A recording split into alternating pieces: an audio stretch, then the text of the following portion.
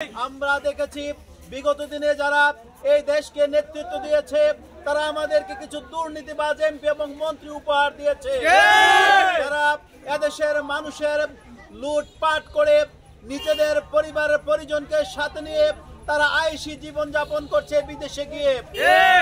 আমরা সে সকল দুর্নীতিবাজ এমপি মন্ত্রীদেরকে আর এদেশের রাষ্ট্র ক্ষমতায় দেখতে চাই না।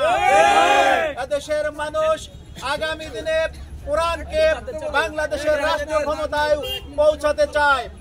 সেই রাষ্ট্র ক্ষমতায় পৌঁছানোর লক্ষ্যে আগামী দিনে ন্যায় এবং ইনসাফ ভিত্তিক একটি সমাজ প্রতিষ্ঠার লক্ষ্যে বাংলাদেশ জামাত ইসলামের আমির ডাক্তার শফিকুর রহমানের নেতৃত্বে জামাত ইসলামী এদেশের সকল মানুষদেরকে সাথে নিয়ে কাজ করে যাচ্ছে।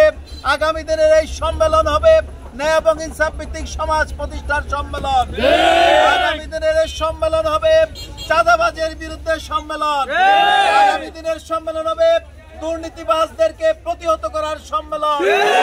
আমরা দেখছি 5ই আগস্টের জুলাই বিপ্লবের পর একটি দল গোষ্ঠী তারা রাজনৈতিক প্রভাব খাটিয়ে বিভিন্ন বাজারে চাঁদাবাজি শুরু করেছে। জামাত ইসলামীর পক্ষ থেকে আমরা সে সকল চাঁদাবাজদের উদ্দেশ্যে বলতে চাই, আমরা আর এদেশের মানুষ কোন চাঁদাবাজদেরকে রাষ্ট্র ক্ষমতায় বসাতে প্রস্তুত নয়।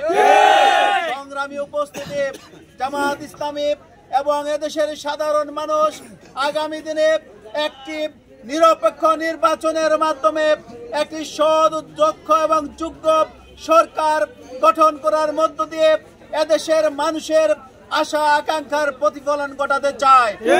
তাই আমি আজকের এই সমাবেশ থেকে আপনাদের সকলকে উদাত্তভাবে আহ্বান জানাবো, আগামী 25শে জানুয়ারি দেবিদ্বার হাই স্কুল মাঠে জামাত ইসলামীর পক্ষ থেকে যে কর্মী সম্মেলন আয়োজন করা হয়েছে সেখানে আমাদের কেন্দ্রীয় নেতৃবৃন্দ আগামী দিনের একটি সমৃদ্ধ বাংলাদেশ গড়ার লক্ষ্যে জাতির উদ্দেশ্যে, দেবিদ্বারবাসীর উদ্দেশ্যে দিক নির্দেশনামূলক বক্তব্য পেশ করবেন।